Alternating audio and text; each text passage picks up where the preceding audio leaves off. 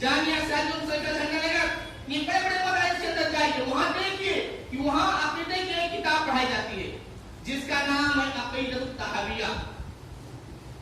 میرے بھائیوں, میرے تقریر کا پورا خلاصہ کلام یہی ہے, اور اس بات کو دماغ کے کسی ایک کونے میں بیٹھا دو.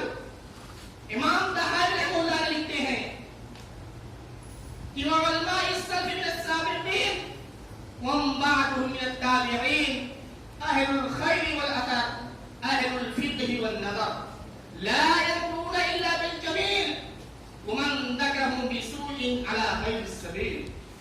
میرے بھائیوں, امام طحاوی کہتے ہیں کہ جتنے بھی علماء گزر گئے, چاہے بعد میں ہو, جتنے بھی علماء ہیں وہ تمام کے تمام سمجھدار تھے, اہل علم تھے.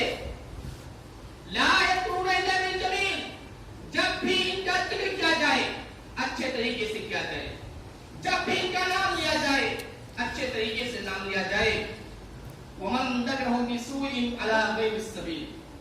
میرے بھائیوں, کیا کہتے ہیں ومن ذکرهم بسوء على غیر السبیل, جو علماء کی توہین کرے, علماء کی ناقدری کرے, علماء کو ان کے مقام سے گرائے, وہ اہل السنت والجماعت میں سے نہیں ہے, وہ اہل الحدیث میں سے نہیں ہے, وہ سلف صالحین کے طریقے پر نہیں ہے. میرے بھائیوں, کون لکھتے ہیں؟ امام طحاوی رحمہ اللہ لکھتے ہیں, اور یہ کس کتاب میں لکھتے ہیں؟ عقیدۃ الطحاویہ میں لکھتے ہیں, جو اہل حدیث کی اصل بنیاد ہے وہ عقیدہ ہے, اور اہل حدیث کی پہچان عقیدے سے ہوتی ہے. میرے بھائیوں, تو عقیدے میں سے ایک عقیدہ یہ بھی ہے کہ ہم اپنے علماء کا احترام کریں, اپنے علماء کے مقام کو سمجھیں.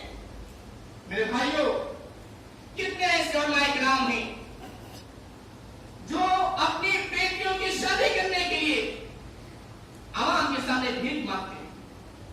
کتنے ایسے علماء کرام ہیں جو بستر پر ہے, مریض ہیں, لیکن ان کا علاج کرانے والا کوئی بندوبست نہیں. کتنے ایسے علماء کرام ہیں جن کی جوان بیٹیاں ہیں, شادی کی عمر نکل رہی ہے, لیکن شادی کرنے کے پیسے نہیں ہیں. میرے بھائیوں, یہ ہے دین کے رہبر کا مقام, یہ ہمارے دین کے رہنما ہے, ہمارے دین کے رہبر ہے. ہم نے کیا کر رکھا ان کے ساتھ؟ میرے بھائیوں, یہی نہیں بلکہ عبداللہ ابن مبارک کہا کرتے تھے, کیا کہا کرتے تھے؟ من استخف بالعلماء ذهبت آخرته. جس نے بھی اپنے علماء کی توہین کیا, اپنے علماء کی ناقدری کیا, ذهبت آخرته, اس کی آخرت کبھی کامیاب نہیں ہو سکتی.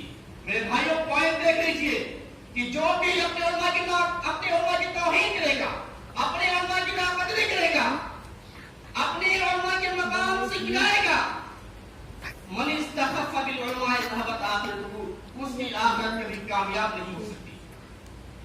یہی نہیں بلکہ امام اوزاعی کہا کرتے تھے, البقیۃ فی اہل العلم لا سیما کابرهم من کبائر الذنوب. علماء کی توہین کرنا, علماء کی ناقدری کرنا, علماء کرام کو ان کے مقام سے گرانا کبائر الذنوب, بڑے گناہوں میں سے ہے.